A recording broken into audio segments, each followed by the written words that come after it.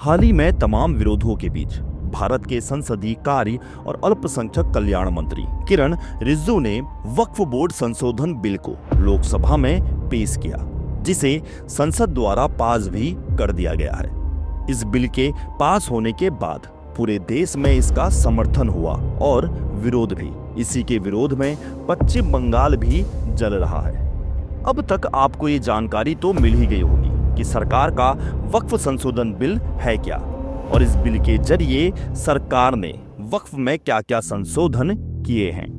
लेकिन अभी भी कई लोगों को ये असमंजस है कि आखिरकार ये वक्फ बना कैसे, और ऋषि मुनियों की भूमि कहे जाने वाले जम्बू द्वीप भारतवर्ष में इस्लामिक प्रथाओं वाला वक्फ आया कैसे। नमस्कार दोस्तों, हिंदुलॉजी फैक्ट के आज के इस वीडियो में हम आपको भारत में वक्फ का इतिहास बताने जा रहे हैं। आज के इस वीडियो में हम आपको बताएंगे कि वक्फ शब्द होता क्या है और भारत में इसकी शुरुआत हुई कैसे।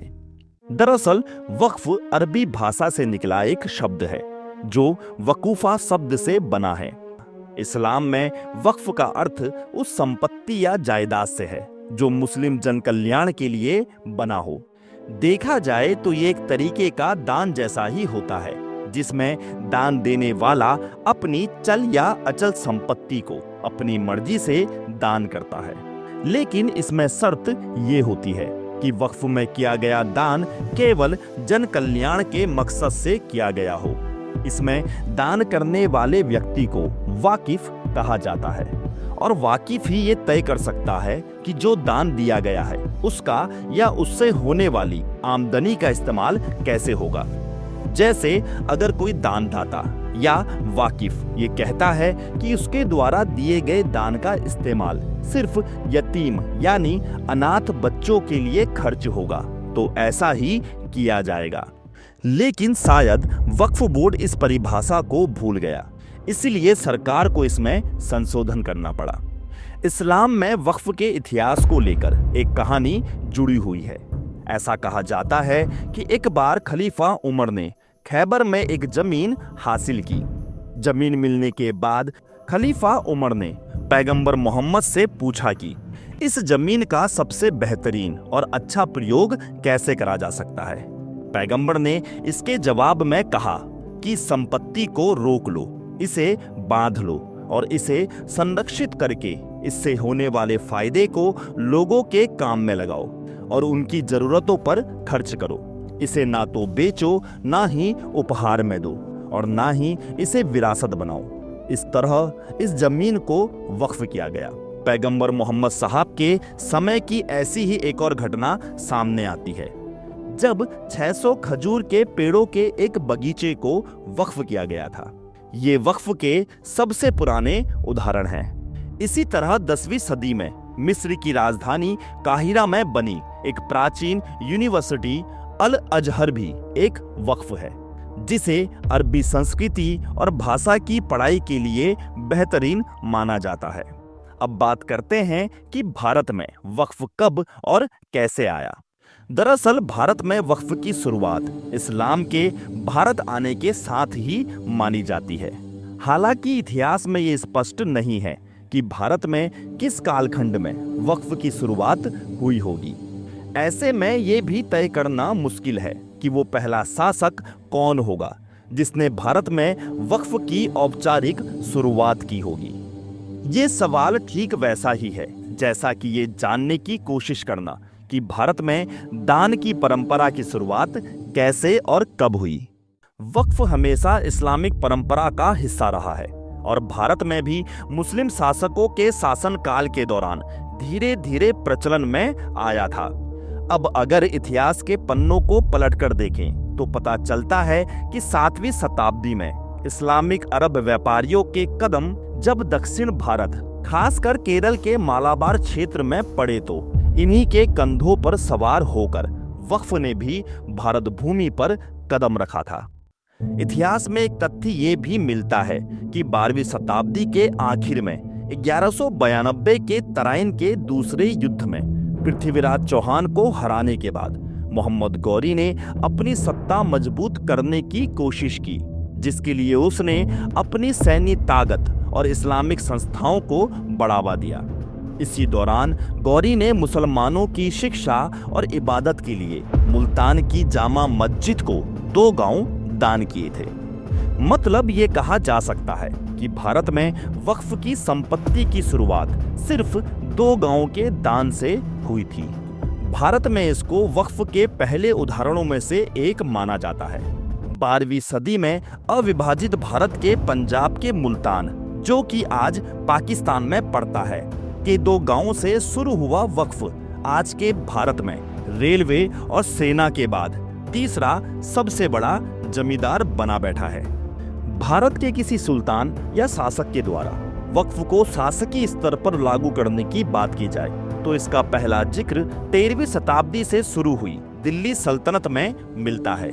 साल 1206 में मोहम्मद गौरी के ही एक गुलाम कुतुबुद्दीन ऐबक ने भारत में दिल्ली सल्तनत की शुरुआत की और इसी ऐबक को भारत में इस्लामिक शासन की नींव रखने वाला पहला शासक भी माना जाता है।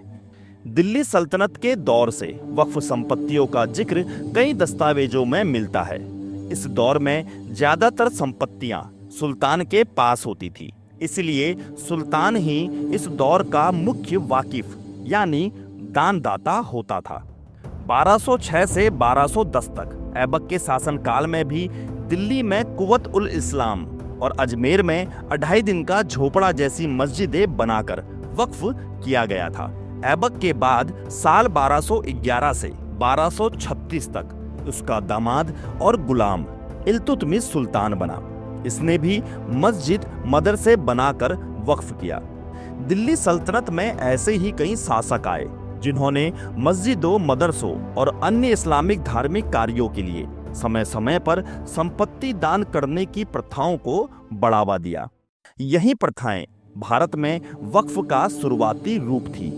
हालांकि ऐतिहासिक दस्तावेजों में स्पष्ट रूप से यह नहीं कहा गया है कि वक्फ को लागू करने वाला पहला शासक कौन था, लेकिन इल्तुतमिश के शासन में इस्लामी कानूनों और परंपराओं को व्यवस्थित करने का कार्य शुरू हुआ, जिसमें वक्फ भी शामिल था। मुगल काल में भी 1526 से 1530 तक बाबर और उसके बाद अन्य मुगल बादशाहों ने भी, खास तौर पर अकबर ने वक्फ को और अधिक संगठित रूप दिया। अकबर और अन्य मुगल बादशाहों ने भी अपने शासनकाल में इस्लाम के धार्मिक कार्यों और भूमि दान के लिए वक्फ को बढ़ावा दिया, जिससे वक्फ की इस प्रथा की जड़ें भारत में मजबूत हो गई। हालांकि वक्फ की प्रथा भारत में समय के साथ धीरे धीरे विकसित हुई और शुरुआत में इसका नाम वक्फ ही रहा हो, ऐसा भी नहीं कहा जा सकता। लेकिन भारत के मुस्लिम शासकों द्वारा जो संपत्तियां दान दी जाती थी या दिलवाई जाती थी, वह तरीका वक्फ ही था। वैसे तो इतिहास में ये सटीक जानकारी नहीं मिलती कि कौन वो पहला शासक था जिसने भारत में वक्फ को लागू किया, लेकिन अगर हमें एक शासक का नाम लेना हो तो दिल्ली सल्तनत के वास्तविक संस्थापक यानी रियल फाउंडर कहे जाने वाले इल्तुतमिश को भारत में वक्फ जैसी इस्लामिक परंपराओं की स्थापना करने में शुरुआती योगदानकर्ता माना जा सकता है। आगे चलकर 1913 में ब्रिटिश सरकार ने वक्फ बोर्ड को औपचारिक रूप से शुरू किया और इसके 10 साल बाद यानी 1923 में वक्फ एक्ट बनाकर इसे कानूनी अधिकार दिया। आजादी के बाद पहली बार साल 1954 में देश में वक्फ एक्ट बना था, जिसे पहला वक्फ एक्ट माना जाता है।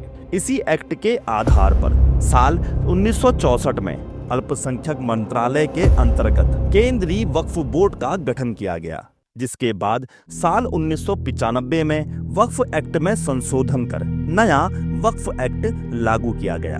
फिर आया साल 2013, जब कांग्रेस की अगुवाई वाली यूपीए सरकार ने वक्फ एक्ट 1995 में संशोधन कर वक्फ बोर्ड को कई असीमित अधिकार दे दिए और इसमें खास बात तो ये डाली कि इनको किसी अदालत में चुनौती भी नहीं दी जा सकती। यहीं से मुख्य रूप से विवादों की शुरुआत हुई।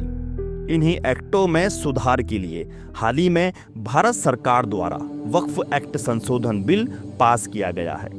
अगर आप आजादी के बाद के वक्फ एक्टों को समझना चाहते हैं, खास तौर पर 2013 के वक्फ एक्ट को, तो वीडियो में वक्फ 2013 कमेंट करें। हम आपके लिए इस विषय पर वीडियो जरूर लाएंगे। फिलहाल आज के वीडियो में दी गई जानकारी अगर आपको पसंद आई है तो वीडियो को लाइक, शेयर और चैनल को सब्सक्राइब करना मत भूलिएगा। और हाँ, वक्फ बोर्ड और वक्फ संशोधन बिल के बारे में आपका क्या सोचना है, कमेंट करके जरूर बताइएगा। तो आपको हिंदुलॉजी फैक्ट का यह रोचक वीडियो कैसा लगा? अगर आपको यह वीडियो पसंद आया तो वीडियो को लाइक, शेयर और चैनल को सब्सक्राइब जरूर कर लीजिएगा।